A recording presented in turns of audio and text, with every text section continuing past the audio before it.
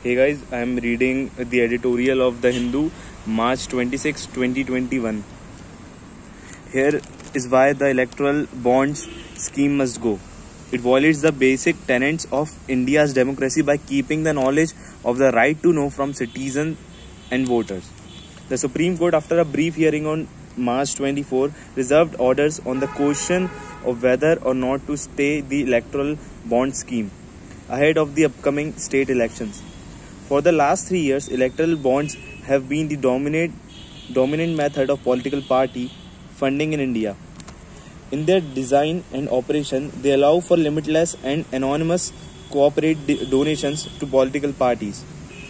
For the reason, they are deeply destructive for democracy and violate core principles of Indian Constitution. A blow against democracy. If democracy means anything, it must mean this when citizens cast their vote for the people who will represent them in parliament, they have the right to do so on the basis of full and complete information.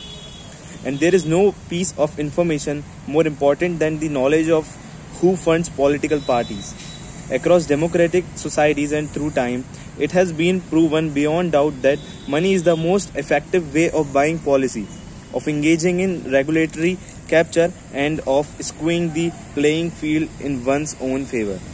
This is enabled to a far greater degree when citizens are in the dark about the source of money. It is then impossible to ever know or access whether a government policy is nothing more than a quid pro quo to benefit its funders. The Supreme Court has long held, and rightly so, that the right to know, especially in the context of election, is an integral part of the right to freedom of expression under the Indian Constitution, Article 19. By keeping this knowledge from citizens and voters, the electoral bond scheme violates fundamental tenets of a democracy. It is equally important that if a democracy is to thrive, the role of money in influencing politics ought to be limited. In many advanced countries, for example, elections are funded publicly, and principles of parity ensures that there is not too great a resource gap between the ruling party and the opposition. The purpose of this is to guarantee a somewhat level playing field, so that elections are a battle of ideas and not vastly unequal contest where one side's superior resources enable it to overwhelm the other.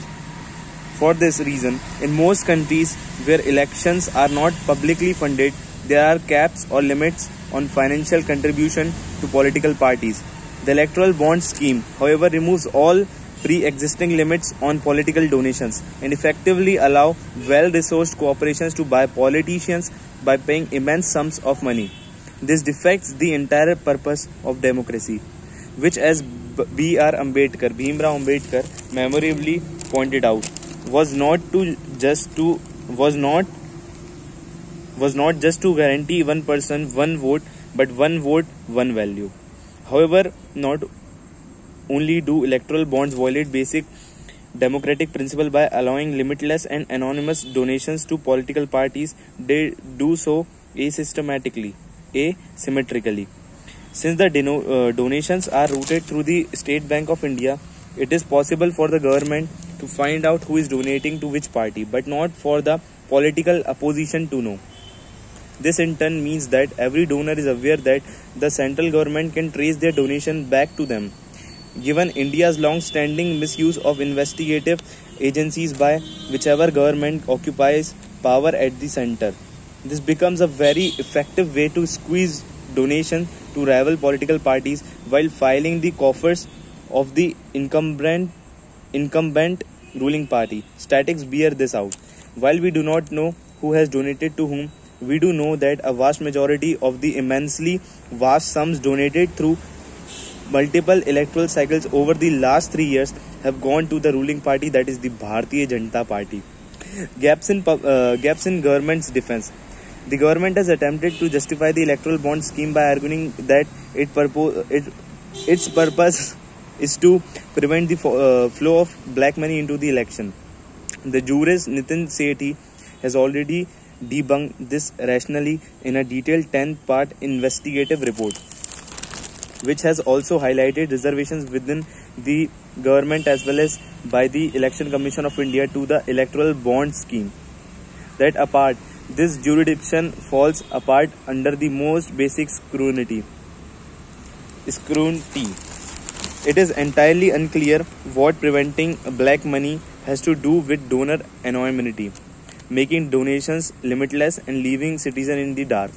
Indeed, as the electoral bond scheme allow even foreign donations to political parties, which can often be made through shell companies, the prospects of the institutional cooperation, including by foreign sources, increases with the electoral bond scheme instead of decreasing. It is important to be clear that the objections to the electoral bond scheme highlighted above are not objection rooted in political morality or in public policy.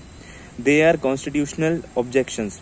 The right to know has long been enshrined as a part of the right to freedom of expression. Furthermore, uncapping political donations and introducing a structural bias into the form of the donation violate both the guarantee of equality before law as well as being manifestly arbitrary. The judiciary needs to act. This brings us to the all-important role of the court. One of the most critical function of an independent judiciary in a functioning democracy is to referee the fundamentals of the democratic process. Governments derive their legitimacy from elections, and it is elections that grant governments to the mandate to pursue their policy goals without undue interference from courts. However, for just that reason, it is of vital importance that the process that leads up to the formation of the government be policed with particular vigilance, as any taint at that stage will taint all the follows. In other words, the electoral legitimacy of the government is questionable if the electoral process has become questionable, and since the government itself cannot in good faith regulate the process that it itself is subject to every 5 years, the court remains the only independent body that can adequately umpire and enforce the ground rules of democracy. It is for the reason that courts must be particularly sensitive to and cognizant of laws and rules that seek to skew the democratic process and the level playing field, and that seek to entrench one party rule over multi-party democracy. There is a little doubt that in intent and in effect, the electoral bond scheme is guilty of both. Thus, it deserves to be struck down by the courts as unconstitutional. In this regard, the conduct of the Supreme Court so far has been disappointing. The petitioner challenging the constitutional validity of the electoral bond scheme was filed in 2018. The case, which is absolutely vital to the future health of Indian democracy, has been left unheard for 3 years. The Supreme Court's inaction in this case is not neutral. It directly benefits the ruling party, which, as we have seen, has received a vast bulk of electoral bonds funding through the multiple state and one general election since 2018, and creates a continuing distortion of democracy. It is a matter of some optimism that a start was finally made when the court heard the application for stay before this round of election. One can only hope that the court will stay the scheme so that it does not further distort the coming round of elections and then proceed to hear and decide the full case in short order.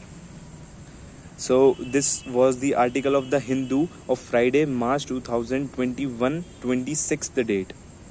Hope I'll see and I'll respond to the same video which I'll be scheduling on my YouTube channel after being an IAS officer, IAS Ojesh Agrawal. Thank you guys.